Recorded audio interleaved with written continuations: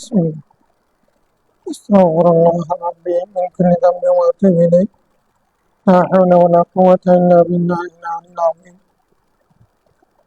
اللهم صل على سيدنا محمد وعلى آل سيدنا محمد وبارك وسلم. أعوذ بالله من الشيطان الرجيم. بسم الله الرحمن الرحيم. الفصل الثالث عن ابن الفراسي أن الفراسي قال: قلت لرسول الله صلى الله عليه وسلم: أسأل يا رسول الله. وقال النبي صلى الله عليه وسلم: لا، وإن كنت لابد فاسأل الصالحين. رواه أبو داود والنسائي. الحمد لله والصلاة والسلام على رسول الله صلى الله عليه وسلم. আসসালামু আলাইকুম ওয়া রাহমাতুল্লাহি ওয়া বারাকাতুহু। যাকাত পর্বের কার জন্য ভিক্ষা করা জায়েজ আর কার জন্য না জায়েজ, এই প্রসঙ্গের তৃতীয় পরিচ্ছেদের হাদিস। আজকে হাদিস পড়ব 1853 থেকে। হযরত ইবনুল ফারাসি থেকে বর্ণিত হাদিসে রাসূলুল্লাহ সাল্লাল্লাহু আলাইহি ওয়াসাল্লাম বলেছেন, ইবনুল ফারাসি বলছেন, আমি রাসূলুল্লাহ সাল্লাল্লাহু আলাইহি ওয়াসাল্লামকে একদিন বলেছিলাম আমি ভিক্ষা করি। আসআলু ইয়া রাসূলুল্লাহ, মানে আমি ভিক্ষা করে চলি। কারণ না, না ভিক্ষা করি না, না তাসআল, ভিক্ষা করো না। ওয়াইন কুনতা লাবুদ্দা, তোমার যদি ভিক্ষা করতে হয়, তুমি যদি বাধ্য হও, ফাসালি সালিহিন, তুমি যে কারো কাছে ভিক্ষা করিও না, নেককার মানুষের কাছে ভিক্ষা করিও, নেককার মানুষের কাছে চাইও।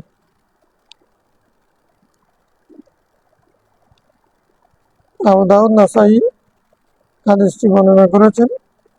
তাহলে এখানে মকসদ কি? তো উনি আরো যখন বলছেন তখন বুঝা গেল যে প্রথম কথা হচ্ছে ভালো মন্দ, চোর ডাকাত, হারাম রুজি রোজগার, হারাম রোজগার সবার কাছে উনি ভিক্ষা করেন। ভিক্ষুকরা কি কে হালাল রুজি করে, কে হারাম রুজি করে, এগুলো দেখে নাকি? দেখে না। হালাল রুজি করলে তার টাকা কম থাকে, হারামের টাকা তো বেশি, ওরা বেশি দেয়, এই জন্য ওদের কাছে আরো বেশি দেয়। এই জন্য বলছেন প্রথম কথা হচ্ছে না, তুমি পারতপক্ষে সম্ভব হলে ভিক্ষা করবে না। যদি বাধ্য হও, লাভুদ হয়, লাভুদ্দি মানে কি? লাভুদ্দা, তোমার জন্য আবশ্যক হয়ে যায়, ফাসালি সালিহিন, তাহলে তুমি নেককারদের কাছে ভিক্ষা করবে, ভিক্ষা চাইবে।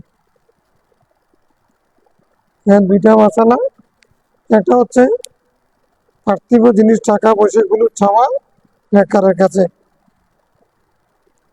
এটা রাসূল ভিক্ষা করার জন্য অনুমতি দিয়েছেন। নিজের জীবিকা নির্বাহ করার জন্য যদি বাধ্য হয়ে থাকেন, এক, তো সেক্ষেত্রেও রাসূল হারাম অ্যাভয়েড করার, হারাম এড়িয়ে চলার জন্য বলেছেন। উনি জানেন যে একজন লোক হারাম চর্চা করে, দুর্নীতি করে, ঘুষ খায়, সুদ খায়, ওর থেকে যেন টাকা না আছে। কেন? হারামের টাকার মধ্যে বরকত নেই। যারা হালাল রুজি করে ভালো মানুষ, তারা যদি তোমাকে যদি কম টাকাও দেয়, সেই টাকার মধ্যে তোমার বরকত হবে। এক তো তোমার প্রয়োজন মিটাবে, দ্বিতীয় হচ্ছে এই টাকা যেহেতু হালালের টাকা, তোমার দারিদ্র বিমোচন হয়ে একদিন তুমি দারিদ্র মুক্ত হতে পারবে। আর হারাম রুজি যারা করে, তারা তো দোয়া করলেও কবুল হবে না। তো তুমি যখন হালাল রোজগারের কাছে যাবে, ওরা তোমাকে টাকা দেওয়ার পাশাপাশি তোমার জন্য যে দোয়া করবে, সে দোয়া কি হবে?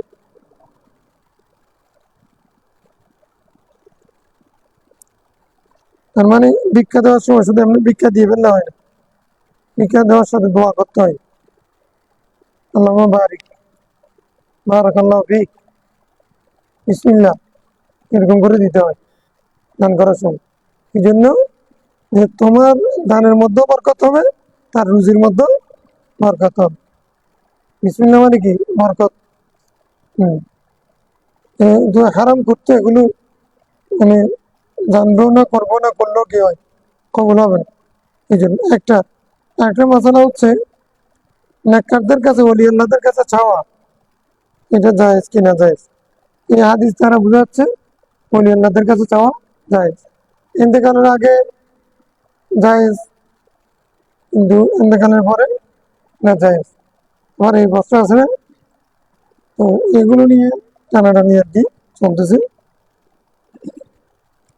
এখন ইন্তেকালের পরে যদি কেউ যদি ওলি আল্লাহদেরকে জিন্দা মানে, তো জিন্দা থেকে চাওয়া যেহেতু জায়েজ, সেহেতু জায়েজ। যারা মুর্দাবান তাদের জন্য না জায়েজ।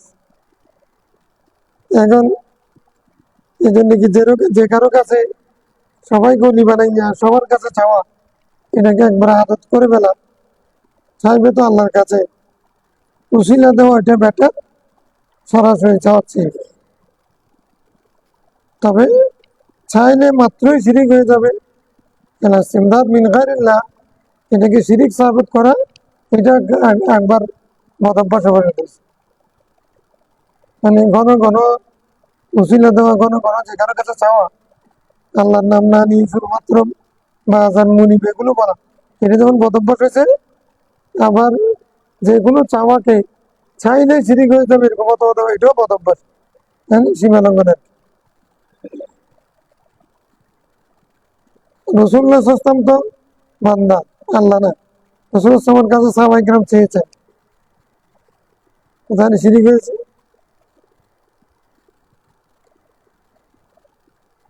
কিন্তু কি চেয়েছেন, কোনটা চান নেই, একবার চাইতে চাইতে জান্নাত পর্যন্ত চাইছে। হ্যাঁ, তারপরে বলছে জান্নাত আপনার পাশে থাকতে চাই, সন্তান সন্ততি, টাকা পয়সা এগুলো তো আছে। এটা কি দিয়ে নেওয়া না আল্লাহ নাকি রসুল? আল্লাহ। তো ইনি রসুল্লাহ, ইনি একাত থেকে আকিদা বিশ্বাস যদি চাওয়া হয়, তাহলে এটা শিরিক হওয়ার সুযোগ নেই। जो तुम मांगते हो अग्निया से, हम वो मांगते हो अवलिया से। হ্যাঁ, জাব্বার শাহ হুজুর এটা লিখছেন। ধনীদের কাছে যাওয়া জায়েজ, অলিদের কাছে যাওয়া, अग्निया से मांगना जायज है कि हमें अपना रुपया दो, मदरसा चलाना जरूरी है, यतीम खाना के लिए, तो ये जायज है? गनी जो है ना, तांगुर जो है, तांगुर के पास जाके मांगना ये जायज है पास के लिए, लेकिन जब अौलिया के दरबार में चाया जाता है, मांगा मांगा जाता है, तो बोलते हैं ये शिरिक है। तो ठीक है, अपने अपने मजहब को चर्चा करो, इतना मत करो। এখন মাসালি সালিহিন চাইলে তোমরা কার কাছে যাও, নেককারদের কাছে চাইবে। عن ابن سعيدي رضي الله عنه قال استعملني عمر على صدقة। অর্থাৎ ইবনে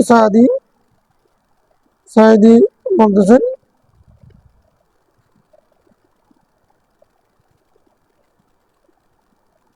সাদ ইবনে সাদ আস-সাইদি ওনার আসল নাম। তো আমাকে হযরত ওমর জাকাতের কালেক্টর বানালেন। আমেল বানালেন মানে জাকাতের কালেক্টর বানালেন। ফালাম্মা ফারাগতু মিনহা, আমি জাকাত কালেকশন করে নিয়ে আসলাম। অধ্যায়িত এটাই তার নিকট সেগুলো হস্তান্তর করলাম, যা পেয়েছি বরাবর দিয়ে দিয়েছি।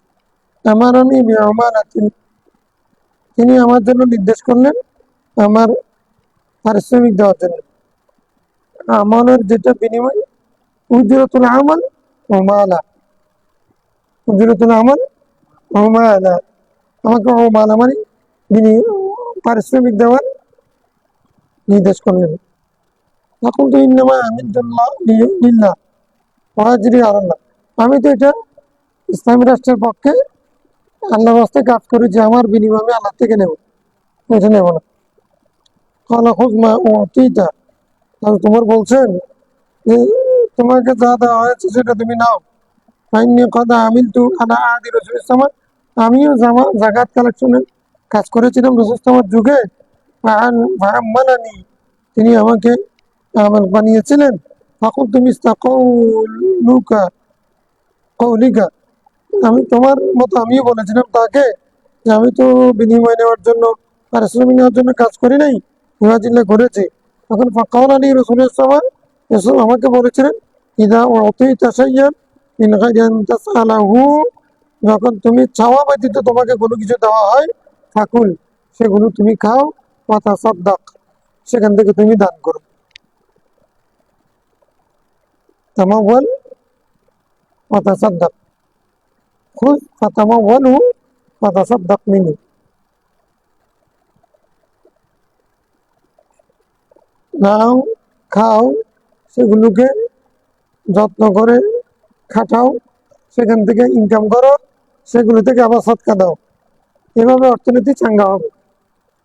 না নিয়ে তুমি বসে থাকবা, হ্যাঁ, এটা তুমি তো চেয়ে নিচ্ছ না, এবং এটা যায়। রাওয়াহু আবু দাউদ। ওয়ান আলী রাদিয়াল্লাহু আনহু সামিআ ইয়াউম আরাফাতা রাজুলান ইয়াসআলুন নাস। ও, আমাদের যুগে আরাফাতের দিনে এখন ভিক্ষুক বেরিয়েছে তা না, তৎকালেও হযরত মওলানা আলী শরীফ আমলেও আরাফাতের দিন শুধু খুঁজতো। আরাফাতের দিন এখন মাদ্রাসার রশিদ বই, তারপরে যার যার মানে ওই দিন মানুষের মন নরম থাকে, তো ওই দিন তো সবাই মানে দিতে পারলেই ওই সুযোগ মতো ওরা ওখানে ওয়াজ করে ইনকাম করে ফেলে, মানে ডানো ডানো মানে নিজে থাকে এরকম। হাজরত মওলানা আলী শরীফ আমলে আরাফাতের দিন একজনে ভিক্ষা করতেছেন। ফাকালা আবি হাযাল ইয়াউমি ওয়া ফি হাযাল মাকানি, এই দিনে এই জায়গায় তুমি ভিক্ষা করছো,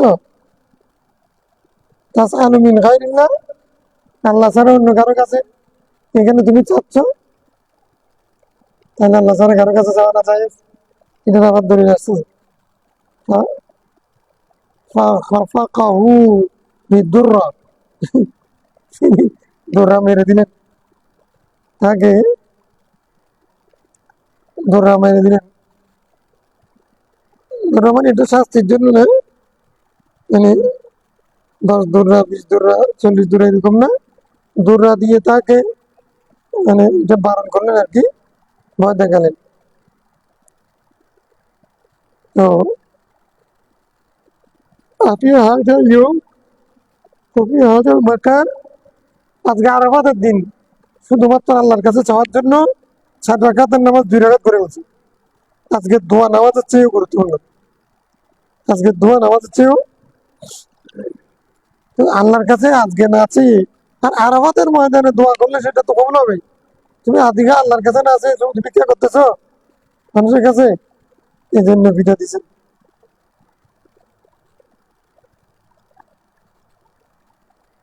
এটা দ্বারা বোঝা যাচ্ছে মিনগারিল্লাহ মানে আল্লাহ ছাড়া কারো কাছে চাওয়া যদি না যায় ছোট, তাহলে এতগুলো হাদিস তো বলছে যদি 3 শ্রেণীর মানুষ চাইতে পারবে, এগুলো বলছে না, বুদ্ধি হলে তখন দরকার হলে পারবে। তো আজকে কেন আল্লাহ ছাড়া কেন বলছে? তো আজকের দিনটা তো একান্ত আল্লাহর কাছে চাওয়ার, ভিক্ষা করছে কেন এটা বলতে চেয়েছেন। ওমরা কালা তা'লামুন্না আইয়ুহান নাস, ওমর রাদিয়াল্লাহু বর্ণিত হাদিস, তিনি বলেছেন, লোকেরা শুনো, জেনে রাখো, ইন্না তামা ফাকরুন, লোভ লালসা হলো দারিদ্রতার কারণ। ওয়া ইন্নাল আয়াসা ঘানান, আর নিরাশ হওয়া এটা হলো মানে ধনাঢ্যতা, নিরাশ থাকা। ওয়া ইন্নাল মারা ইযা ইয়াইসা আন শাইইন ইস্তাগনা আনহু, কোনো কিছু থেকে যখন কোনো ব্যক্তি নিরাশ হয়ে যায় তখন সে সেখান থেকে বেনিয়াস হয়ে যায়, অমুখাপেক্ষী হয়। এমনি লা তাইয়াসু মির রহিল্লাহ, লা তাকনাতু মির রাহমাতিল্লাহ। নিরাশ হওয়া, এটা আল্লাহর রহমত থেকে নিরাশ হওয়া, এটা না জায়েজ, নিষেধ আছে। যে কোনো কাজের মধ্যে হতাশা, নিরাশ, নৈরাশ্য এগুলো ঠিক না, নেতিবাচক জিনিস। কিন্তু এখানে আয়াস মানে কি? এখানে আয়াস মানে হলো কারো কোনো কাছে কোনো কিছু পাওয়ার আশা ছেড়ে দেওয়া, কারো কাছে কোনো কিছু পাওয়ার আশা ছেড়ে দেওয়া। তাহলে কারো কিছু কোনো কিছু পাওয়ার আশা করা, এটা হলো ফকর। আশা না করা, এটা কেনা, এটা বলি আল্লাহ দিলেন। হ্যাঁ, যে মানুষের কাছে চাই পাওয়ার, মানুষের কাছে চাই, সে প্রকৃত ফকির।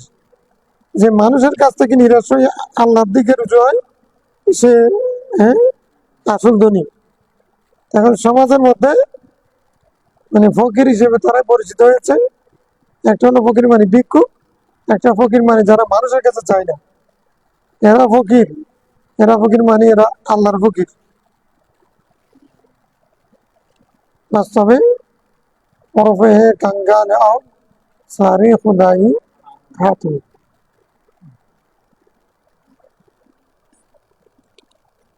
হম,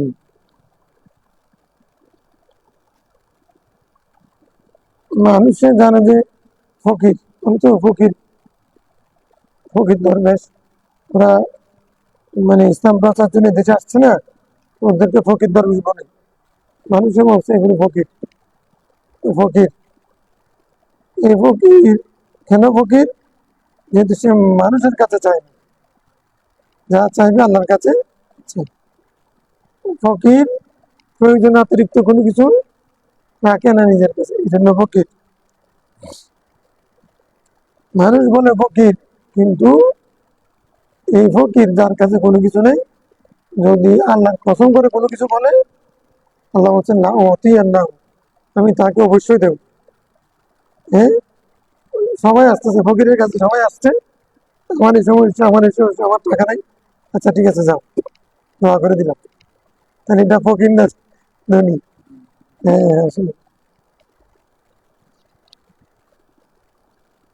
এই ফকর, এটা ওই দিন আমি হঠাৎ মাথায় আসছে, এই জন্য সাধারণ মাথায় বলছি। ফকিরের তা কি কোনো এরকম? ফকির মানে আমাদের দেশে বাংলা ভাষায় দরিদ্র, নিঃস্ব, ভিক্ষুক। কিন্তু ফাকরুন ওয়াল ফাকর ফাকরু ফাকরি, ওয়াল ফাকরু ফাকরি। রাসূল বলছেন দারিদ্র এটা আমার অহংকার, গর্বের বিষয়। একজন সুফি সুফি হওয়ার জন্য 8টা চরিত্র লাগে। 8টা চরিত্র 8জন নবীর বৈশিষ্ট্য। তার মধ্যে এই 8জন নবীর বৈশিষ্ট্যের মধ্যে আমাদের নবীর একটা বৈশিষ্ট্য আছে, ওইটার নাম ফকর। সুফি হওয়ার জন্য ফকর লাগবে। 8টার মধ্যে একটা হচ্ছে কি ফকর। ফকর, এটা হলো দারিদ্র। তো এটা ফকির মানে আমাদের যাদেরকে আমরা ফকির করি, এরা ভিক্ষুক না, এরা হলো আমার ওই ফকর চরিত্র ধারণকারী। এই জন্য ওরা ফকির, মানে নাইব রসুল। ওরা ওরা ইরাক, ইরান, তুর্কি, তুরান, আরব থেকে এসে কিন্তু ইসলাম প্রচার করার জন্য এসেছে, তোমার কাছে ভিক্ষা করার জন্য আসেনি, বুঝলেন? তোমাকে দেওয়ার জন্য আসছে। রসুল ইসলাম সারা জীবন দিয়েছেন, উনি নাইব রসুল, এই জন্য উনি ফকির। নল ফকরও ফখরি। রসুল ইসলামের এই চরিত্রে যিনি চরিত্রবান, তিনি হলেন কি ফকির। তোমার ভিক্ষুকের অর্থ ফকির না। এই জন্য ওই ফকিরের দরবারে বাচ্চারাও গিয়ে বসে থাকে।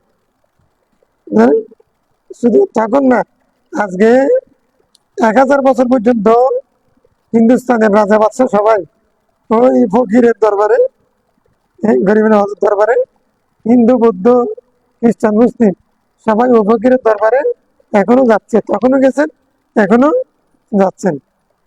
ওটা ওটা আল ফাকরু ফাখরি, এটা রসুল ইসলামের নায়েব রসুল ওই চরিত্রবান, সেই কারণে এরকম ফকির যারা হবে তারা নিজে ফকির, মানে যার কাছে রাজা বাদশারা দিয়ে সেখানে ভিক্ষা চায়, জানেন।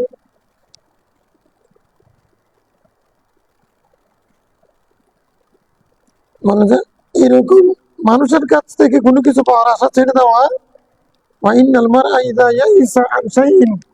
মানুষ যখন কোনো কিছু থেকে নিরাশ হয়ে যায় তখন ইস্তাগনা আনহু, সে সেটার মুখাপেক্ষি হয়ে যায়। তার মানে হলো কি, বান্দা যখন মনে করতেছে আমার এটা দরকার নাই, আল্লাহ তাকে সেরকম করে চালায়, তখন বেশি সেদিকে মহতাজ হয়ে যায়, আল্লাহ তখন তাকে সেদিকে চুকাই দেয়, ওটা ছাড়া সে চলতে পারে না। ইসলাম এরকম মানে উপকরণ ছাড়তে ছাড়তে চিরুনি ছেড়ে দিছে, একটা গ্লাস ছিল সেটাও ছেড়ে দিছে, যে এটাও দরকার কি, মানুষ যদি কি হাতে পুষ করে পানি খায়, গ্লাস দরকার কি, এই জন্য এটাও ফেলে দিলাম, জানি। বন্দা যখন এরকম বেনিয়াজ হয়ে যায় তখন আল্লাহর কাছে যাওয়ার জন্য বন্দাকে দুনিয়া থেকে আলাদা হতে হবে। আমরা তো দুনিয়ার সাথে বেশি জড়িত হচ্ছি, দুনিয়ার সাথে যে বেশি মহব্বত করে লেগে যায় তখন সে দুনিয়ামুখী হয়, দুনিয়াদার হয়। সে দুনিয়ার এই ফাংশন ওই ফাংশন এটা ওইটা এগুলো থেকে বিতক হতে হতে হতে খিলমত আখতার করতে করতে তখন সে একেবারে অনেক সময় মানুষজন জনগণ থেকে আলাদা হয়ে যায়, ঘরের মধ্যে বন্দী হয়ে থাকে, দিনে একবার বের হয়ে দেখা দেয়, অথবা অনেকদিন কয়েকবারে বের হয় না, কয়েকদিনে বের হয় না। এই তো কি করে, তো যত বেশি দুনিয়ার সাথে সম্পৃক্ত হবে না, বাজার সাজার এগুলো থেকে সম্পৃক্ত হবে না, তত বেশি সে সময়টা আল্লাহকে দিবে। মন্দা থেকে বেনিয়াজ, বীজ থেকে বাজার থেকে এই সংসার অন্যান্য জিনিস থেকে মুখাপেক্ষী যখন হয়ে যায় তখন তার নিরাশ যখন হয়ে যায়, এগুলোতে কিছু নেই। হ্যাঁ, না মাহবুদা ইল্লাল্লাহ, না মওজুদা ইল্লাল্লাহ, এরকম জিকির করতে করতে কোনো কিছুর অস্তিত্ব দেখি না, সবকিছু মজুদ আছে ওনার সামনে, বাড়ি ঘর সংসার মোহফলা সবকিছু মজুদ আছে, তারপরেও ওনারা জিকির করতেছেন লা মওজুদা, আল্লাহ ছাড়া বলে কোনো কিছু নেই, আল্লাহ ছাড়া সবকিছু তো আমরা আছি তো। উনি বলতেছেন লা মওজুদা, আবার বলতেছেন লা মাতলুবা ইল্লাল্লাহ, আল্লাহ ছাড়া চাওয়ার কোনো কিছু নেই। তখন নাই এরকম বলতে বলতে আল্লাহ তাকে সেরকম গনি ইস্তাগনা মুস্তাগনি कर देता है। এটা আসমানি নিরাসমানি অর্থ না, আল্লাহ রহমত থেকে নিরাশ হওয়া না, বা ভালো কিছু আর আশা করে বসে থাকা, ভালো রেজাল্ট আসবে ধৈর্য দান করা, ওইটা না। এটা হলো মানে মানুষের কাছে চাওয়া থেকে নিরাশ। আমি কারো কাছে কিছু চাইবো না, কারো কাছে কিছু পাওয়ার দরকার নেই, কারো কিছু আমি আশাও করি না। صوبانا رضي الله عنه رسول الله خادم غلام قال رسول الله من يكفل لي أن لا يسأل الناس شيئا فأتكفل له بالجنة من يزمن لي ما بين لحيي وما بين رجلي أزمن له الجنة। রসুল যেরকম বলেছেন, এখানে বলছেন যে হযরত সোবান বলতেছেন রসুল ইরশাদ করেছেন যে এই ব্যক্তি আমাকে কফিল বানাবে, কি বানাবে, কফিল জিম্মাদার বানাবে।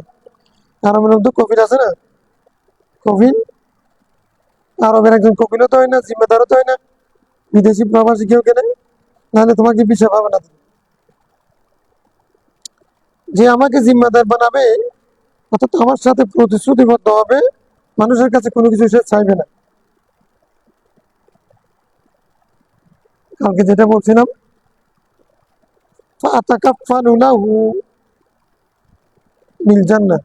আমি তার জান্নাতের জিম্মেদার হব। আমার কোনো উম্মত যদি আমাকে ওয়াদা দেয় যে আমি মানুষের কাছে কিছু চাইবো না, মানুষের কাছে কোনো কিছু চাইবো না, মানে এটা আগে তো মানুষের কাছে চাইতে বলতে তিন শ্রেণী মানুষের কাছে, আর তোমার প্রয়োজন হলে তাহলে তুমি পারবে, তারপর ওমর নাও, ফেরত দিও না, তাহলে এগুলো আর এগুলো হাদিস তো বিপরীতে যাচ্ছে।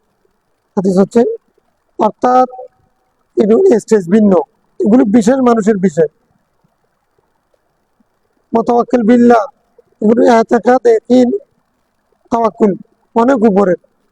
তো এই রসুল ইসলাম সাধারণ মানুষের জন্য কিছু হাদিস বলেছেন, অসাধারণ মানুষের জন্য কিছু হাদিস বলেছেন। বলছেন কি যে ব্যক্তি আমাকে ওয়াদা দিবে সে মানুষের কিছু কিছু কাছে কিছু চাইবে না, আমি তার জান্নাতের জিম্মাদার হয়ে গেলাম। হ্যাঁ, তাকে সে মানুষের কাছে কিছু চাই নাই তো, তো আমি তাকে জান্নাত দেব।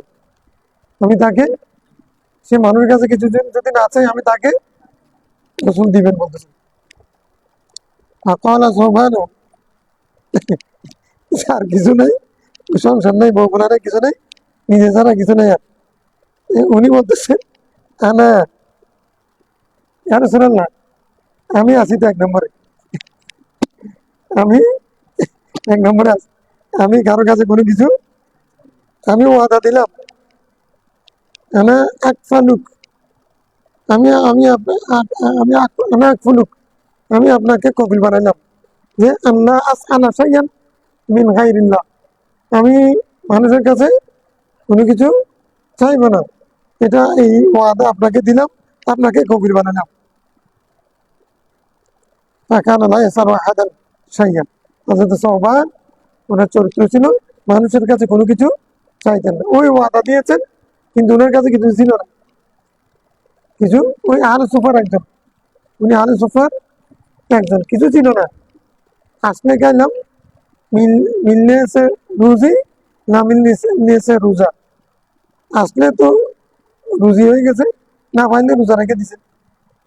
হ্যাঁ, ও আজ থেকে ওই রাসূলের দরবারে খেদমতের মধ্যে ছিলেন, উনি কোনোদিন আর মানুষের কাছে কোনো কিছু চান নাই। তো তার মানে সোহান কি, আমরা তো আশারা মুবাশশারা মানে 10 জনকে জানি, রাসূল কতজনকে মানে জান্নাতের সুসংবাদ দিয়েছেন। তো রাসূল বলছেন যে আমি তার কফিল হব, তো এই কি জাহান্নামী হবে সোহান? জাহান্নামী কতবার যে জান্নাত কিনছেন, জান্নাতে পাশে থাকবে, এই করবে, কত কথা, হ্যাঁ, কতবার নিছেন জান্নাত। আবু দাউদ আন-নাসাই ওয়ান আবি যার قال دعاني رسول الله صلى الله عليه وسلم وهو يسترد علي أن لا تسأل ناسا شيئا قلت نعم قال ولا صوتك إن سقط منك حتى تنزل إليه فتأخذه। দেখো ওই যে কালকে বলছিলাম হাদিসটা আর কি কিরকম, আবু যর গিফারি ওনার আলাদা চিন্তা দর্শন ছিল, অর্থনৈতিক দর্শন ছিল, এই জন্য ওসমান রাদিয়াল্লাহু সাথে তার নিহত হয়েছে।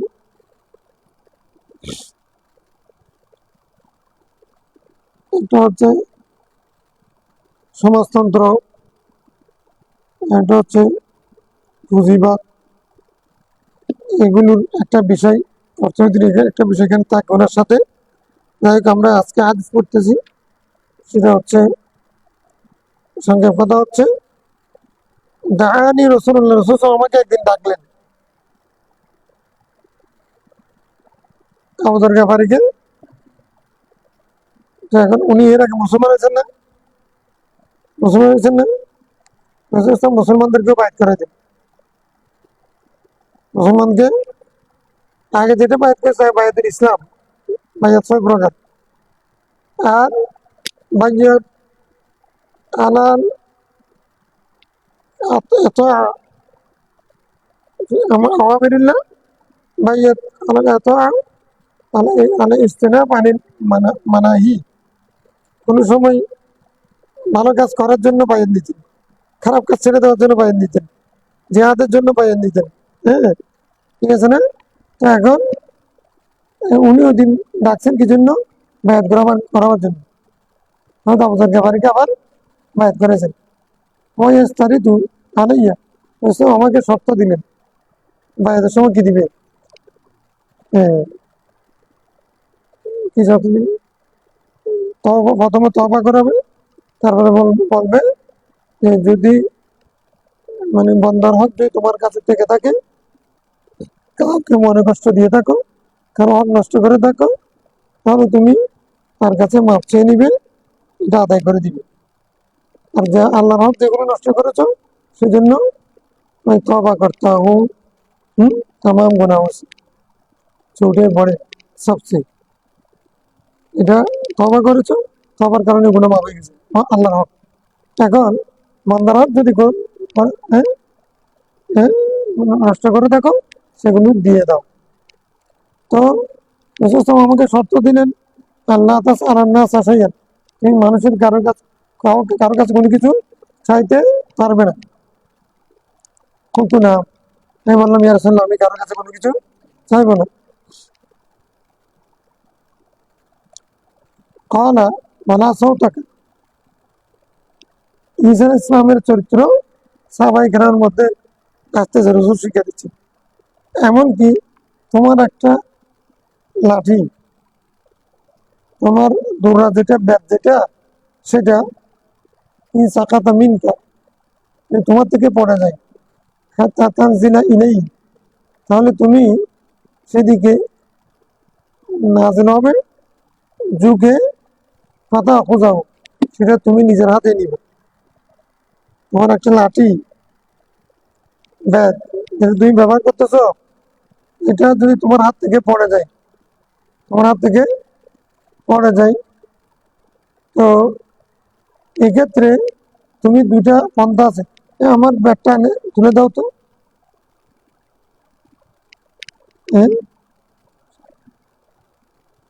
বলছিলাম বড় বীর আব্দুল কাদের জিলানী উনি মুজাহিদের 10টা চরিত্র বর্ণনা করেছেন। এগুলো আমাদের কাছে তো নাই, এখন যুগের হিসাবের কাছে, মুজাহিদের কাছে নেই। মানে খাদেম খুদ্দামের কোনো অভাব নেই। নিজের কাজ নিজে করা, এটা হলো মুজাহিদের একটা বড় চরিত্র। মানে মুজাহাদা, মুজাহাদা 10টা চরিত্রের মধ্যে একটা মুজাহাদা হচ্ছে নিজের কাজ নিজে করা, নিজের কাজ নিজে করা। তোমার একটা লাঠি পড়ে গেলে সেটাও কাউকে দিয়ে তুলবে না, তুমি নিজে সেদিকে ঝুঁকে সেটা তুলে নিবে। রাওয়াহু আহমদ। এগুলো না জায়েজের কথা না, এগুলো হচ্ছে তফকার কথা। এগুলি কিসের কথা? মৌজ কুতুব আবদাল কেমনে হবে? এগুলোর মাধ্যমে হবে। আচ্ছা, বাবুল ইনফাক ওয়া কারাহিয়াতুল ইমসাক, খরচ করার ফজিলত আর কৃপণতার কি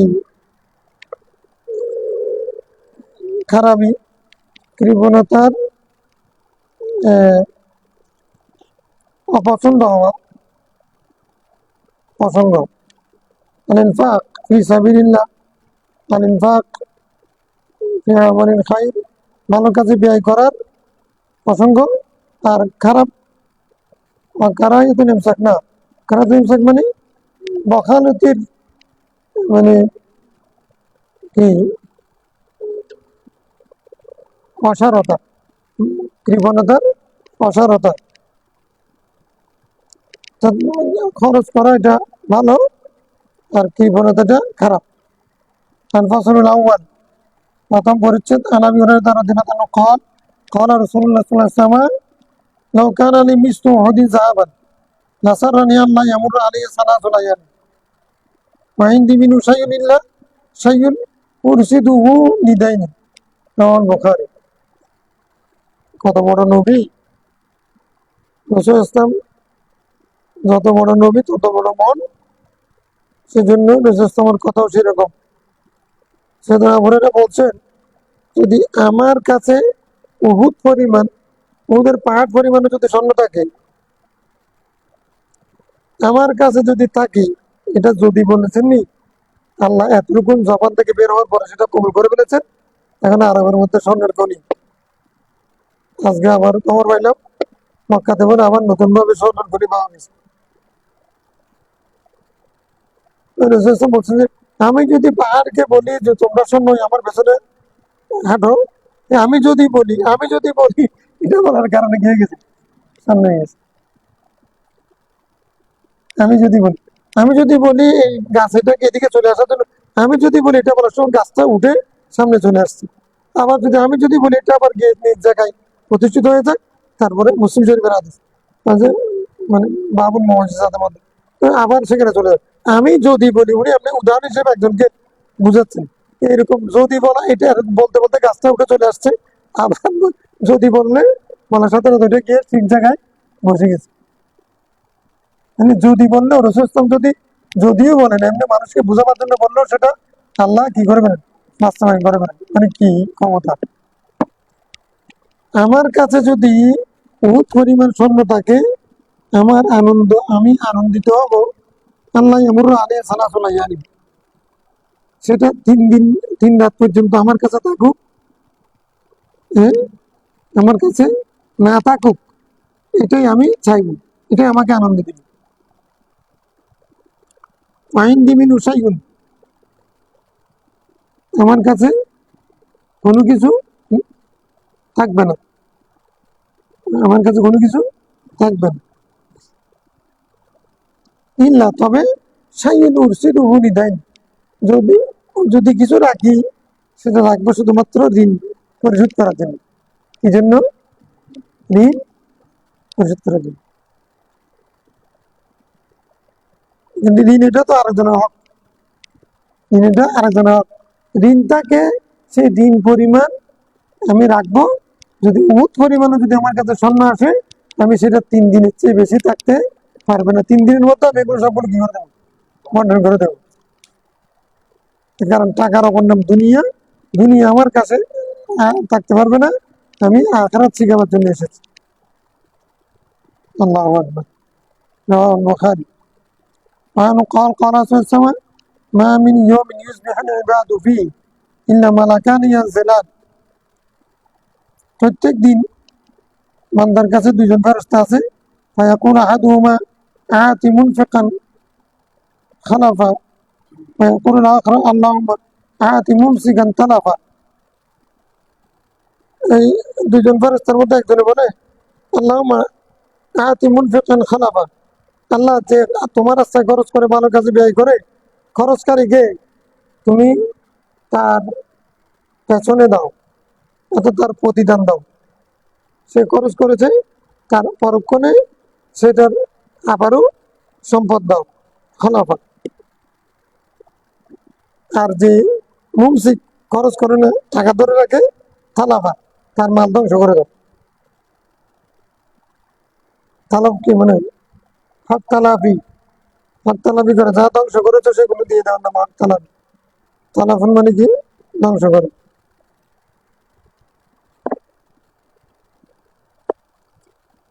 মানে 2জন ফেরেশতা প্রত্যেক দিন আসে, যে দান করে, খরচ করে, তার জন্য দোয়া করে আল্লাহ সে যা খরচ করেছে সেগুলো তুমি পূরণ করে দাও, আর যে খরচ করে নাই সেগুলো ধ্বংস করে দাও।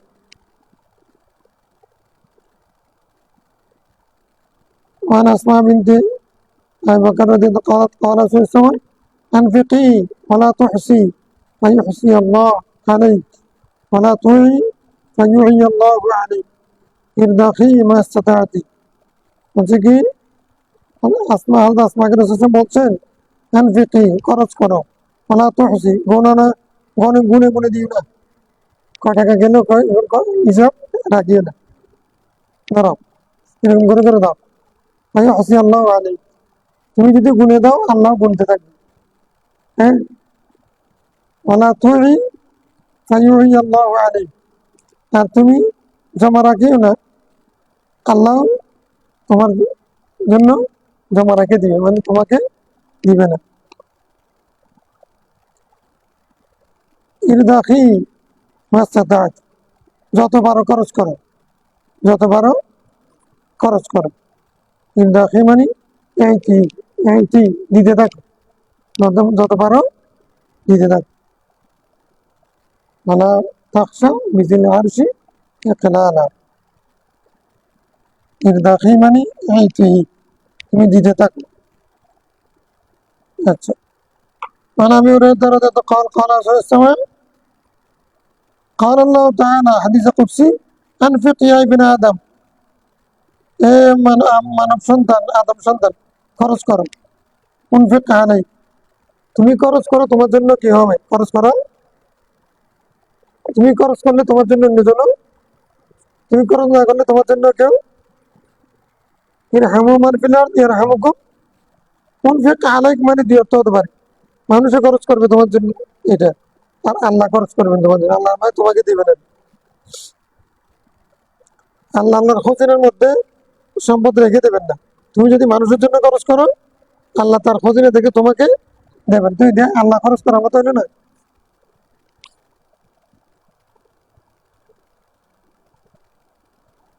وعن أبي أمامة رضي الله عنه قال قال رسول الله صلى الله عليه وسلم يا ابن آدم أن تبذل الفضل خير لك وأن تمسكه شر لك ولا تنام على كفاف وابدأ بمن تعود।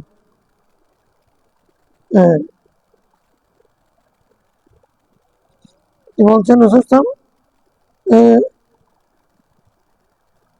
মানব সন্তান তুবজিরাল ফাদলা, অতিরিক্ত যেটা সেটা খরচ করে ফেলা।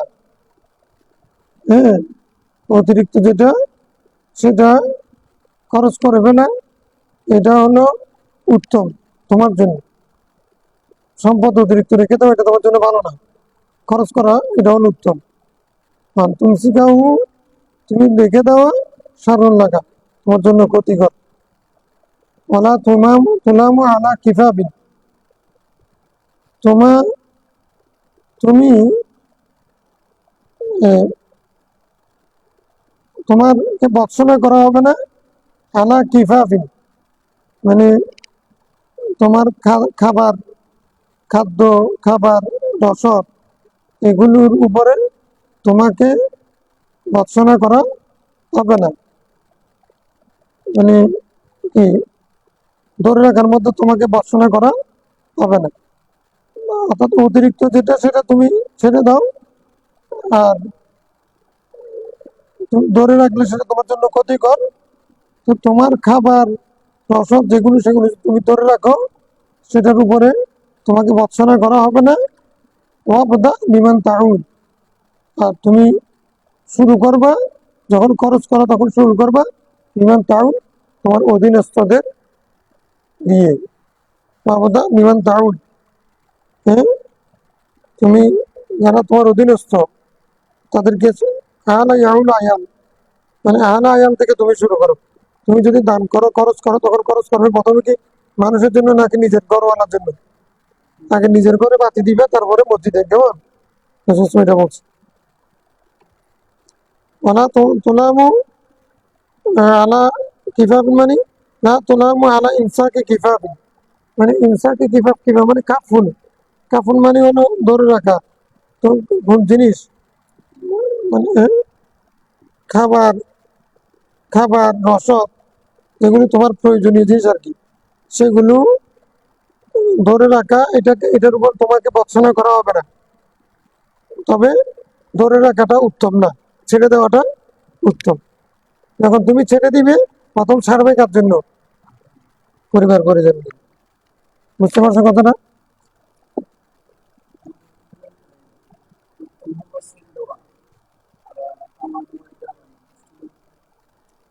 মানে তুমি অর্থাৎ তুমি কি সবকিছু ছেড়ে দিবে? তুমি তোমার যা প্রয়োজন, যে একদিনের জন্য হলেও খাবার রাখবে না, ওটির উপরে তুমি ধরে রাখার উপরে তোমাকে ভৎসনা, তোমার দোষ হবে না। দোষ হবে না, যা তোমার প্রয়োজন সেটা তুমি ধরে রাখবে, সেটা তোমার জন্য দোষ হবে না। অতিরিক্ত যেটা সেটা ছেড়ে দেওয়ার জন্য বলছে। আগে বলছেন কি অতিরিক্তটা, ফদল যেটা অল ফদলু রেবা, অল ফদলু অল ফদলু রেবা, অল ফদলু রেবা যেমন অল ফদলু সারুন লেখা। তোমার কিরকম সারুন লেখা ভিক্ষা করলে নামা, তুমি যা আছে তা খেয়ে যে ঘুমাই যায়, তার ঘরে সুদ যায় না, ডাকাত যায় না। আর যে ঘরের মধ্যে অতিরিক্ত রেখে দেয়, যার ঘরে অতিরিক্ত আছে, সরকার ঘরে যাবে। এখন তুমি তো কালকের জন্য বসতিদের জন্য, এক মাসের জন্য, এক বছরের জন্য, নাতিপতির জন্য রাখছো তো সম্ভব।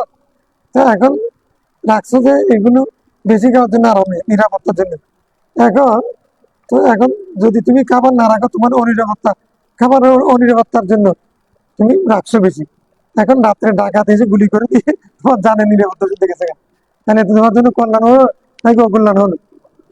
মানে যা নইলে নয়, ততটুকু আল্লাহরা মানে গ্রহণ করেছেন, বাকিটা ছেড়ে দিয়েছেন, যাও না।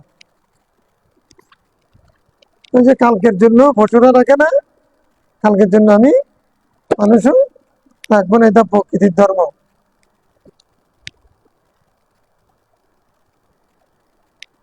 আমরা একটু আজকে ইয়াতে যাবো, মাহফিলে যাবো প্রস্তুতি নিয়ে, ইনশাল্লাহ কালকে থেকে পড়বে। আমি আজকে নামাজ ইয়া করে দিলে ভালো, একটু বোনারটা করে দিলে আমরা আরেকটু আগে আসবো তারপরে।